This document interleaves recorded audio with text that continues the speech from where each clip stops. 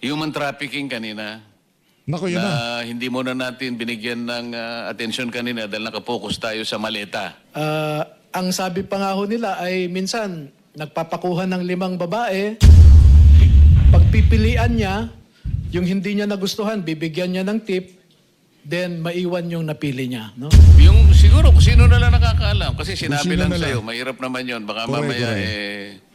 mabanggit mo, hindi naman totoo. Yung magtapat na lang yung talagang nakakita ng sinasabi mo at patunayan po ninyo na ang sinasabi ni Atty. Baligod ay totoo.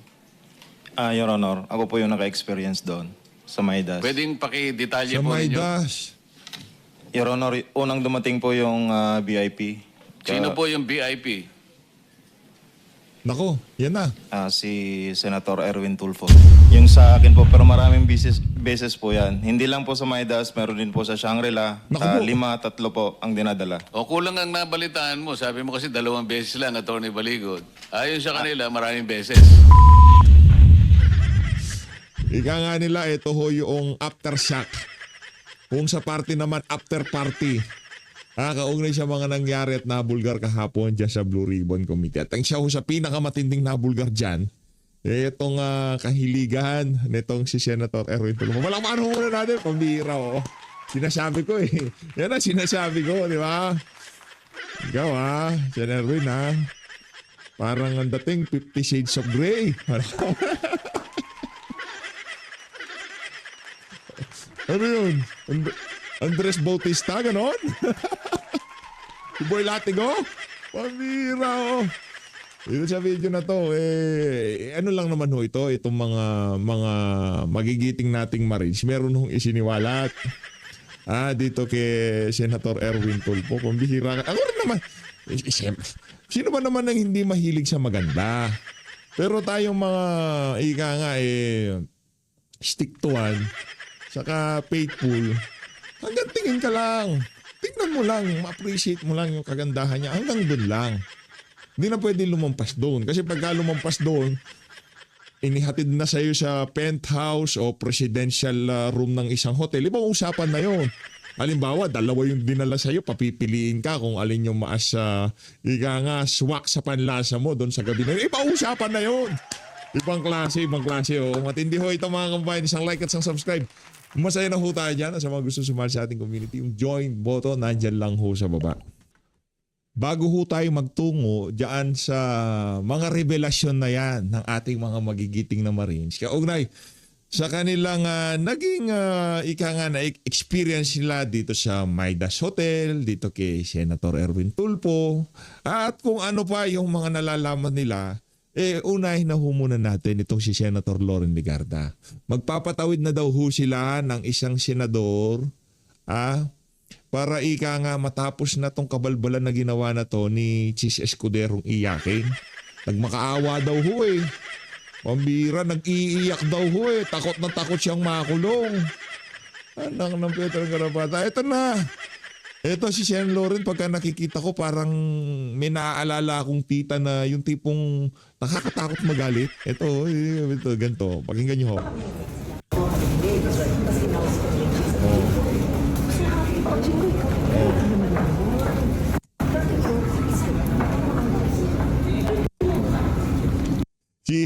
Si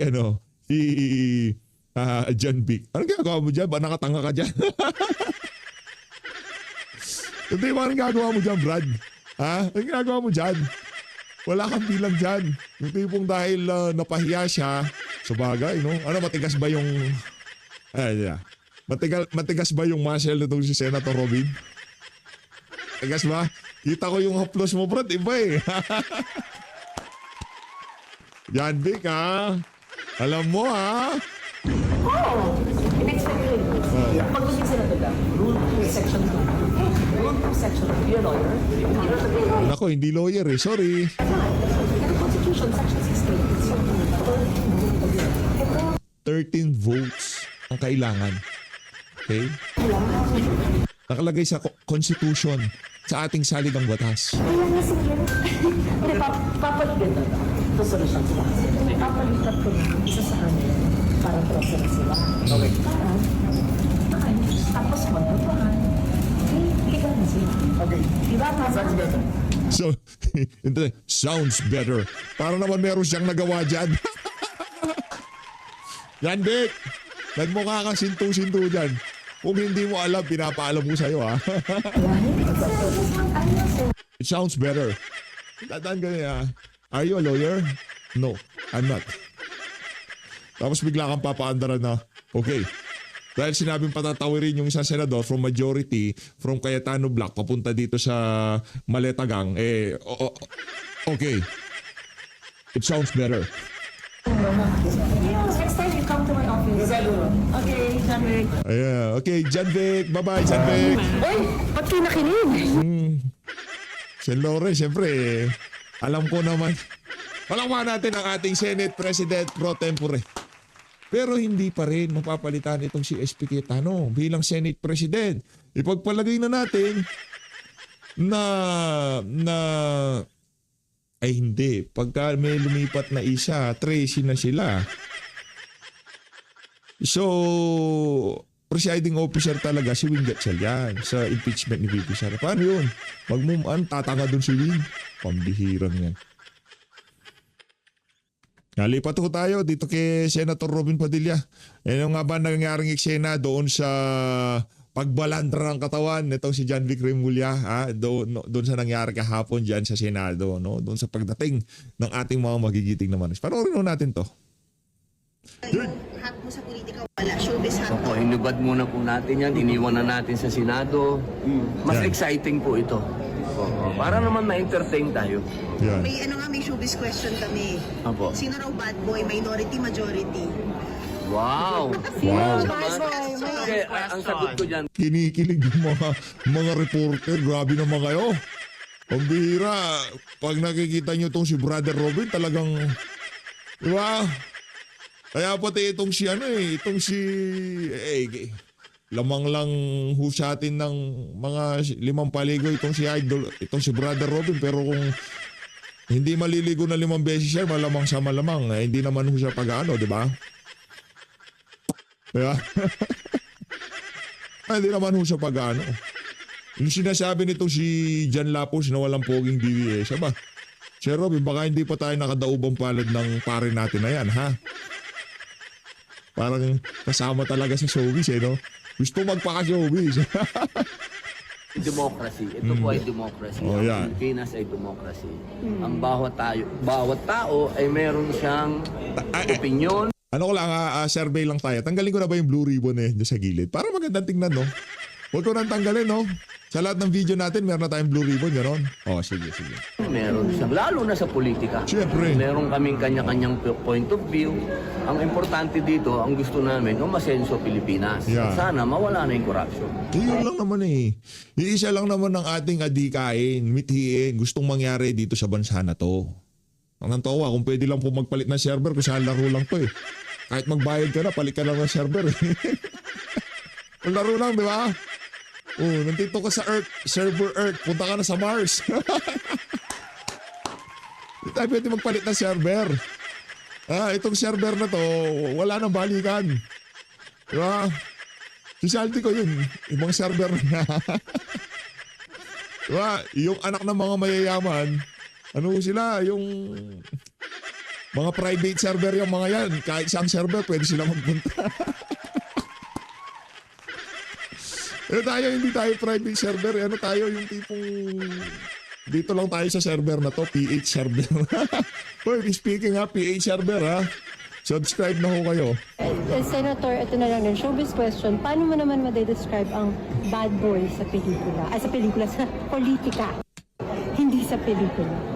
Ang bad boy sa politika kasi yan yung mga corrupt. Yan. Yan, hindi ako bad boy sa politika. Ako'y very good boy sa politika. Kaya nga, ang sabi nila, lagi akong maximum tolerance. Yan. So, ibig sabihin ng maximum tolerance ka rin kay Remulla. Kasi dito Kaming dalawa, maximum tolerance naman kaming dalawa. Kasi parehas lang kami na may trabaho siya, may trabaho ko. Ang mainam doon, nakita ng tao, wala naman nagbuhat ng kamay. Talagang natural lang yun. Ano yun eh, nagkakagulo eh. Walang tulakan, Sen. Walang Nagkaroon tulakan. ng tulakan. Siyempre, kasi maraming tao. Nagkakagulo eh. Ang importante, walang nagbuhat ng kamay. Natural lang tulakan. Kumbaga kami yung mga nangyari doon, alam mo yung sa, crowd control kami. Crowd ko yung mga naglalaro, yung mga merong role, mga crowd control, yung mga, yan si Sir Robin, crowd control yung skill. Crowd control kami ni Oh, yan, Secretary. oh. Kaibigan Crowd ko control. naman yun. Wala namang kaming personal na away. Tagahanga ako nga. Nung siya'y governor, lagi ako sa Cavite dahil maraming pinatatayong ospital. Ako'y tagahanga niyan. So walang bad blood? Walang bad blood. Natural lang yun. Siguro ganun din naman pakiramdam ni Secretary. Ganun talaga. Meron siyang pinaglalaban. Meron din Ikaw naman, Sir Robin. Masyado pa talagang pa-down to earth itong si Sir Robin. Pero yung nangyari, minasel ka eh. Hinaplus eh. Nakita namin yung pag-applus sa'yo, Sen eh. Hindi mo may kakaila yun. O, balita ko. Erwin Tulfo invites 18 ex-Marine to attend flood control hearing. Tapos na. Saang universo kaya nakatira itong mokong na to? Anong hearing? Tapos na hearing. Blue ribbon? Tapos na. Pambihira talaga. O ibang klase ka. Brad, saan natin gagawin yung hearing? Sa Midas? Sa Shangri-La? Ang tanong, sino dadalo sa hearing? Ikaw naman, sino? Pambihira naman. Sino dadalo sa hearing? Sino maghahatid sa hearing?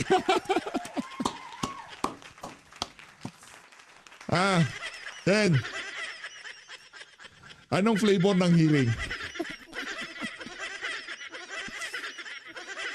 Nako. 50 Shades Darker. PH, pinapanood mo tayo. Tagal na. Dati napanood natin. Na-curious lang tayo. Nasilip lang. Pero hindi na natin tinapos. Mga kamunduhan pala. Kamunduhan ho kayo. Sinasabi na nga natin dito sa PH Update, panalangin natin yung mga senador na kagaya nitong si Senator Erwin Tulfo. Lalo na ngayon, no? Napakatindi ho ng sakit. Yung mga, di ba? Ingat ka, Sen. Erwin, ha? Ingat. Ay, alam mo naman yung sitwasyon ngayon, mga kabataan, masyadong mapupusok. Di ba? Mahirap na. Ayaw naman namin mabalitaan, bukas makalawa. Senador, nagpositibo. Anak ng Petros. Huwag naman ganun, okay? Dito ho tayo sa hearing sa Senado. Ito ho yung after party. Aftershock. Kumbaga sa earthquake, ito ho yung mga... Kumbaga sa bagyo, ito yung mga panakanakang pag-ulan. Diba? Yung tipong pagpaalis yung bagyo, yung pabugso-bugso. Ito ho yung pabugso-bugso. Okay. Manifestation. Sumagot na po si NBI Director Melvin Matibag. Yeah, I will wait sumagot for na. the subpoena. Hihintayin daw niya na isubpoena tayo. This is a very simple matter kasi hindi tama ng NBI Director kung may raw data. Anyone can say, I mean, pwede ko i-chismis na si Marcoleta na bayaran dito. Di ba? Does that mean that you will announce it? Di ba? Senator Marcoleta can say, si Cayetano, ganito, ganyan. No? But to come from the NBI Director while we are hearing is alarming. That's why I invited him here. You don't need a subpoena to come here and just tell us plainly, di ba? Na eto, that's why I believed it dahil nasabi ko. Unless nga marites lang yung pakay. So, I'll put that on the record. Ang cute ng ribbon natin. No? Maganda ba? Maganda ba yung ribbon natin? Sabi ko sa inyo eh. Yung ribbon na yan eh, pag nakikita ko parang nabubuhayan ako ng loob. Yung tipong pag-asa pa tayo. Yeah, Mr. Chairman, because this is a serious matter.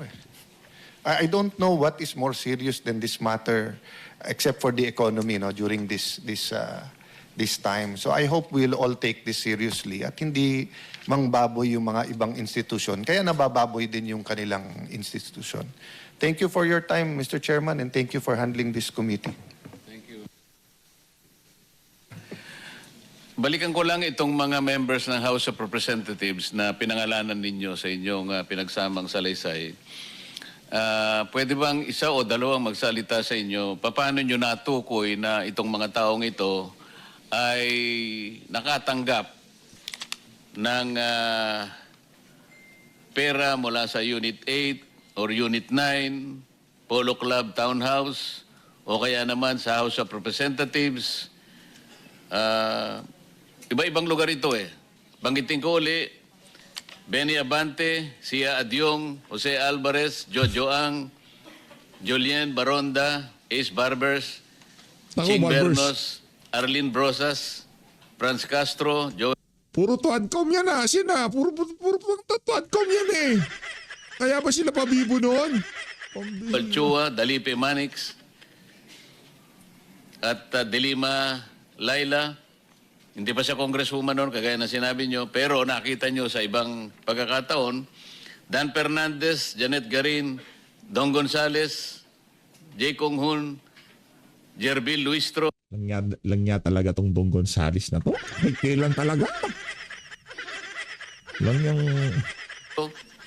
Raul Manuel, Marcos Sandro, Paulo Ortega, Joseph Paduano, Stella Kimbo, may litrato pa rito eh. Bahay niyo ba yung pinagdalhan ninyo?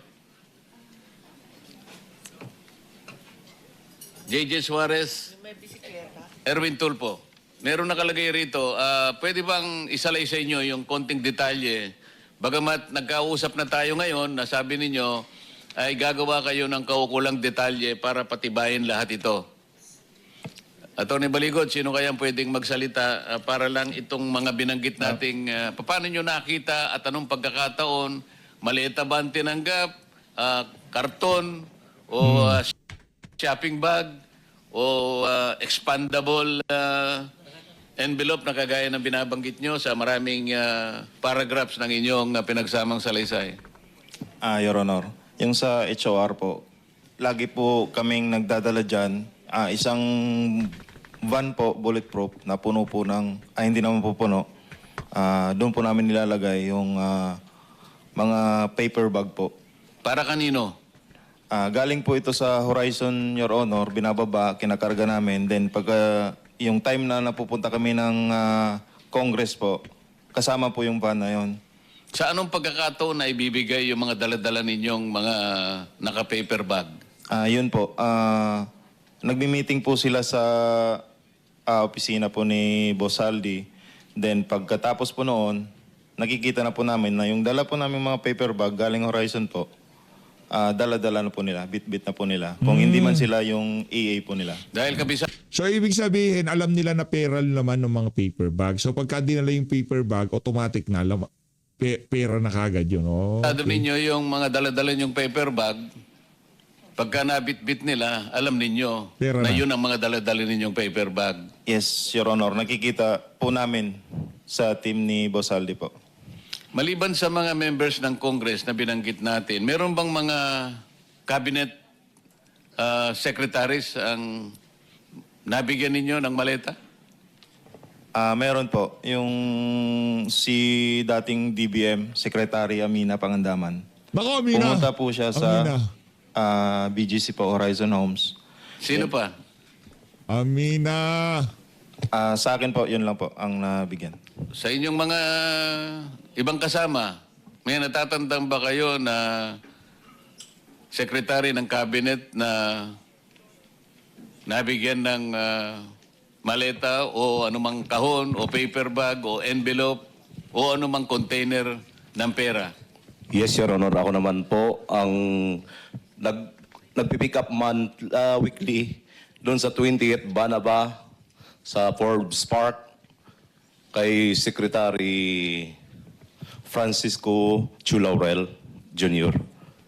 Kasama ko po yung si Top Orly Gotesa, si PR Si Chulaurel, yung agriculture. Ay, kaya pala hindi umaasin sa agriculture natin. Mga Tetranggarapata, di umano, kasama. Joey de Guzman. What to do? Tapos dinadala namin sa bahay ni Joey de Guzman din po. Teka muna, cabinet secretary pero meron kayong binabanggit na media? Ganun ba yun? Paano yun? Yes, sir. Kasi PR media niya si Joey de Guzman, sir. At pagkatapos kong mag-duty doon, sir, kasi nalipat ako sa ibang assignment sa asawa ni boss. Kong Saldico, kay Ma'am Maylin Arco. Ang pumalit sa akin naman si Tap Taverdo, which is the same activity pa rin, sir. Kumukuha pa rin sila ng paper bag doon every week. Tapos dadalhin sa bahay ni Joey de Guzman para sa media po. So, ang binibigyan ninyo ay yung media. Yes, Your Honor. Hindi, ang tinatanong ko, cabinet, secretaries. Sino pa, maliban sa sinabi nung isa sa inyo kanina? Kasi yung sinasabi mo na napunta kay Secretary Chu, napunta rin pala sa media. Yan ang pagkakarinig ko. Tama? Yes, Your Honor. Tama po. Yung direktang cabinet secretary na nabigyan, kung meron, Ako po, Your Honor, si Yosek Bunuan po. Okay. 8 malita rin po yung nadala ko doon. Kasama ko po si Mark Tiksay at si Brian Lasaga. Nandyan din po yan sa Your Honor. Thank you. kanina, Atty. Baligod, may nagsasalita sa kasama mo, narinig mo rin siguro, may binabanggit siya na human trafficking kanina. Nako, yun na. Na hindi mo na natin binigyan ng atensyon kanina dahil nakapokus tayo sa maleta. Ngayon, ano yung pangyayari at nabanggit ninyo yung sa issue ng human trafficking? Nako, yun na. Nabanggit ko po yon para Walang lang bail magbigay yan. ng example na hindi lahat ng alam nila ay nailagay po dito sa affidavit. At nabanggit ko yung example po na yon dahil napakabigat po na krimen yun eh. Yung human trafficking, I think under the new law 11362, punishable by 15 to 20 years plus perpetual disqualification to hold public office. And isang mataas na opisyal ang gumagawa noon.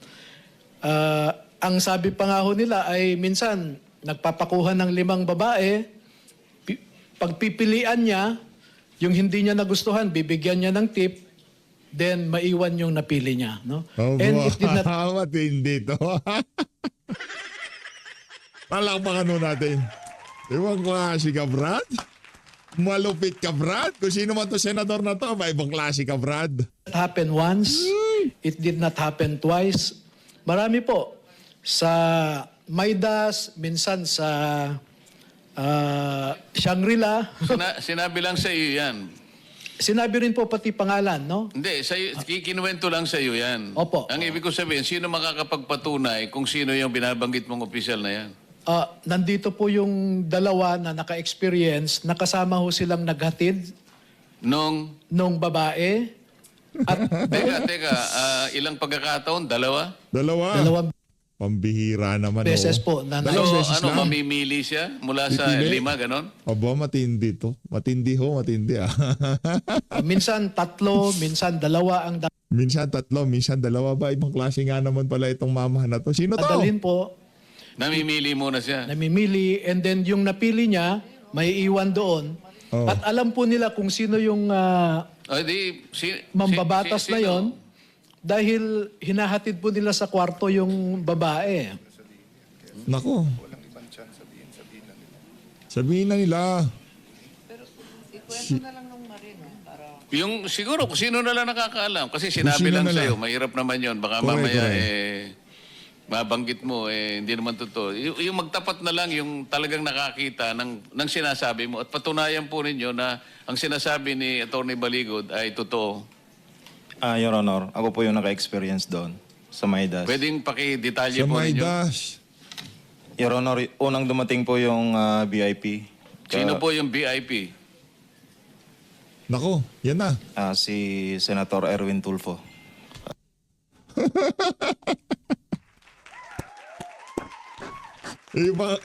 Matindi pala tong si Sir.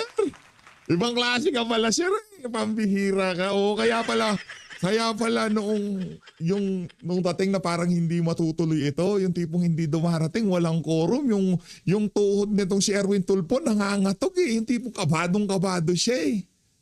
Ngayon pala, ang dami mo palang basura, ang dami mo palang kalansay sa iyong closet, ang dami mo palang kalansay sa iyong aparador.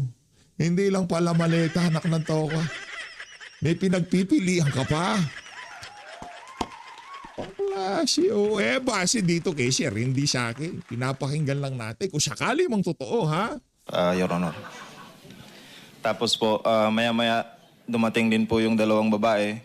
Inakyat po namin doon sa president. Akala ko tatlong Ano to? Erwin Tulfos file? kung sa Amerika, meron silang file. Tayo meron din. Erwin Tulfos file. pilihan, pinakamababa, 5. 2 lang pala. Yung sa akin po, pero maraming beses po yan. Hindi lang po sa Maidas, meron din po sa Shangri-La. Naku po. 5, 3 po ang dinadala. O kulang ang nabalitaan mo. Sabi mo kasi 2 beses lang, Atty. Baligod. Ayon sa kanila, maraming beses. Saan lugar? Yung na-experience ko po sa Shangri-La po at saka sa Maidas po. O sino pa sa inyo? Meron pa sa... Sa akin, Your Honor, as a Team EEC, namomonitor ko rin, Your Honor. Kasi nandyan lang kami sa paligid, saka sa Viber chat namin, na nandyan na, dumating na sa lobby yung babae, i-guide nyo na. Ganun lang po yung experience ko po. Same personality. Ganon din yung pangalan ng binanggit ng kasama mo? Kapareho rin? Nako? Yes, dito. Your Honor. Okay. Mabigat ito. Mr. Chairman, the issue kasi here is bakit ayaw ituloy ito.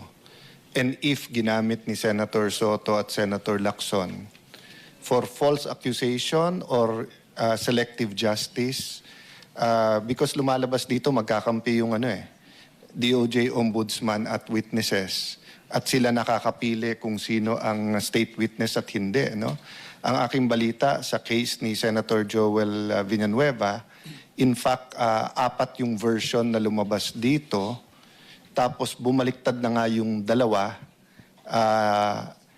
So medyo magulo yung mga storya. So I was just really surprised bakit ganun ang reaction. Alam mo, nung nag-umpisa to, hindi natin kalaban ang Malacanang yung dito sa changing of here. In fact, may mga dialogues through informal channels para sabihin, trabaho tayo, economics, impartial na impeachment, no? Meaning fair sa dalawang side. Pero nagulat kami bakit ganyan reaction at ayaw talaga matuloy ito.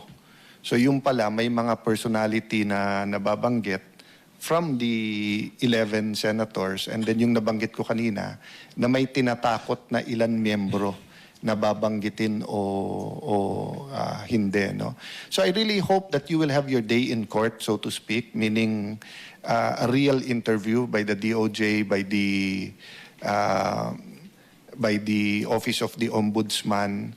I think, Attorney, the individual affidavits will be important. And I really hope you keep your group together.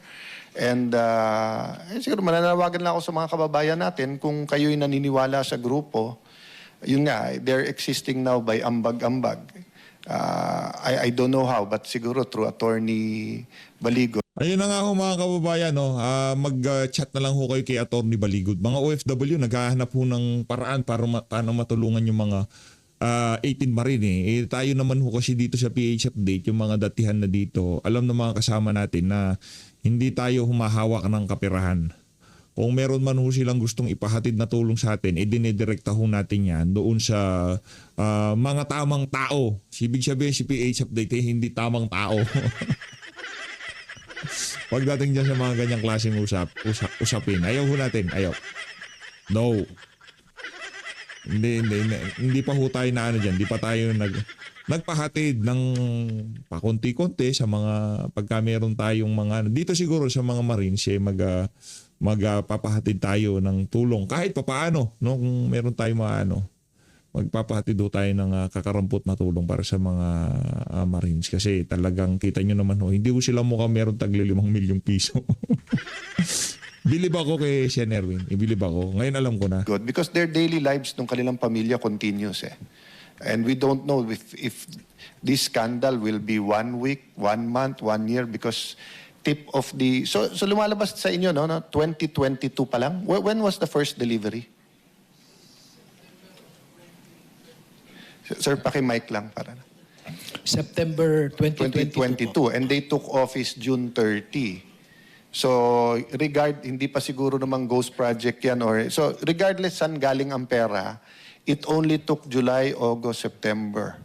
It only late July kasi hindi siya naging APRO until SONA after SONA. So August, September, so parang 2 buwan pa lang may delivery na. So we're talking about corruption scandals that were already in existence 2022, 23, 24 bago to sumabog lahat ng 2025, no? So Mr. Chairman, I hope nga that people will continue to help us point us the right direction, yung mga tamang witness. And kabaliktaran, kung may nanonood ngayon na tingin nyo ng bobola, nabayaran, nagsisinungaling ang mga kaharap namin ngayon, give us the information so that we will test their credibility. Thank you, Mr. Chairman. From my side, I think we should give them rest. I hope they'll be safe. But I think it's very important we schedule a hearing next. Tingin ko makikipag-unahan yung 11 kung ano mauna yung special session or yung pangalawa nating hearing. No? But I'm serious, Mr. Chairman. I'm willing to give up the Senate presidency for just so that masunod yung konstitusyon. But I'm not willing to give up the truth. Kailangan matuloy itong hearings na to. Thank you, Mr. Chairman. Thank you, Mr. SP. I share your optimism as well as your frustration. Like you, Si Ping Lacson, nakakatawa siya eh. Ito. Ano daw anong tawag dito? Nandidiri daw siya, disgusting eh. Tagalogin mo, Brad, pambihira, mga nakakaintindi lang sa'yo, yung mga tumatanggap ng maleta eh. Yung mga salita mo, pang disgust. Meron ka pang nalalaman na pa, disgusting. Ito mga kababayan, ang pinaka-latest na banaan nitong si Boy Tago. Pambihira ka naman talaga, Boy Tago, oo. Ito mga kababayan, ito. Lacson calls Cayetano disgusting in escalating Senate feud. Hindi ka kasi naghiring. Pero kung naghiring ka, wala tayo ngayon dito sa problema na to. Diba? Pagkatapos yung dribble ang blue ribbon, ngayon naghihiring na, naririnig na ng sambayan ng Pilipino yung gusto nilang marinig, ngayon ka pa disgusting. Ano pa banat niya dito? Sen Pampilo Lacson did not mince words in lashing out at Sen Alan Peter Cayetano for dragging his name during Thursday Senate hearing on the flood control controversy, accusing the former Senate President of linking him in the issue without evidence. Ano without evidence? Ang evidence yung 8th Marine. Ang bihira ka naman. Yan ang problema eh. Evidence. Next time dumalo ka sa hearing. Para hindi ka nag-press con. Mayat press con ka ng press con. Pangit yan, ganyan, pangit. I do not wish to hold the chairmanship of the Blue Ribbon Committee. Hindi ko ginusto ito. Naibigay lang sa akin noong unang pagkakataon. Kinaya ko, gusto kong gawin din, alang-alang sa bansa. Ngunit tinanggal sa akin. Ngayon ay pinipilit naming buhayin uli para sa ganon ay malaman na ng bayan ang katotohanan. Ngunit dumadaan tayo sa napakaraming pagsubok. Ito nga yung aming pinakikiusap. Sino man ang gustong humawak ng responsibilidad na ito, okay lang po sa amin. Basta't sana magkaroon lamang sila ng kaseryosohan sa pananagutan na gawin natin ito alang-alang sa ating bansa. Hindi alang-alang sa pansariling interes sapagkat mga pangalan pala nila ang nababanggit dito sa maraming pahina ng inyong pinagsamang salaysay. Kaya pala ang ginagawa nila ay imbes na ituloy, ay ayaw nilang ituloy. Kaya hindi po natin alam kung ito na yung huli nating pagdinig o maaari pa tayong magkaroon ng pagdinig. Depende po kung ay pagtatagumpay nila ang kanilang layunin na talagang takpan na, putulin na, bigyan na ng katapusan. Ako feeling ko ito na yung huli. Kasi kung sakaling merong lilipat, 13 na sila, na talaga, sila na lehitimong majority. At kung gusto nilang itigil yung hearing, matitigil na. So kahit itigil pa nila, kung matitigil man, alam na natin dahilan. Kumbaga, okay, gusto nyo talaga, sige, wala nang problema, tuloy nyo lang itong hearing. Kasi kung di nila ginawa to, nagsalita na itong mga to, di ba? Ang pagdinig na ito. Ngayon lamang po sa ilalim ng atmosphere na ginagawa natin ngayon, mapapansin ninyo na nandyan po yung pressure na nakabantay sa atin. Ngunit ako po naniniwala, kagaya na sinabi ni SP Alan, hindi po pwedeng takpan ng katotohanan. Wala pong mabuting ibubunga na itong pinakamalaking pandarambong sa kaban ng bayan ay hindi man lang mabibigyan ng kalutasan.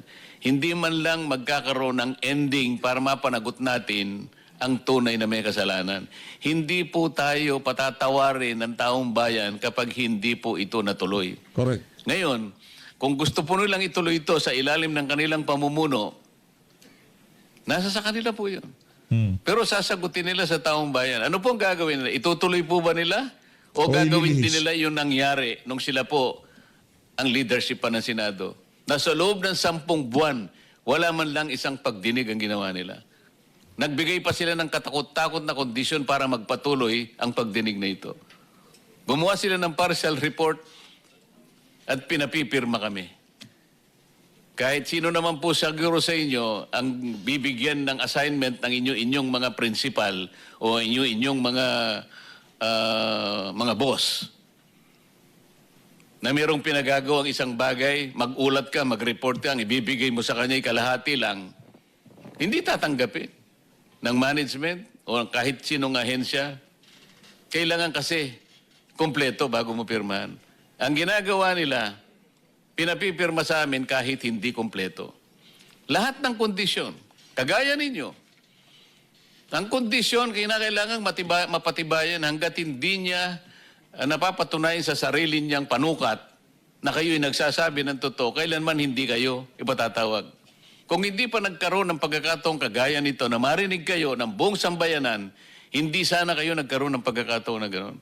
Ganon po kahirap. Ang dinadala naming responsibilidad, makita lang natin. Sen, pero meron akong good news sa iyo. Good news. Inimbitahan na nitong itong ating lover boy. Lover boy na lang para baka ma-open itong si Sen Erwin. Lover boy. Di ba? Lover boy. Ibang klase talaga, Inimbitahan na. Malaman lang natin ang kabuuan ng puzzle na ito na kung tawagin natin ay flood control scandal. Trilyong piso ang winaldas. Ninakaw sa pera ng bayan. Pera ng tao ang nagnakaw po sa tanghaling tapat. Hindi po nakamaskara. Nakakurbata po, nakabarong lahat.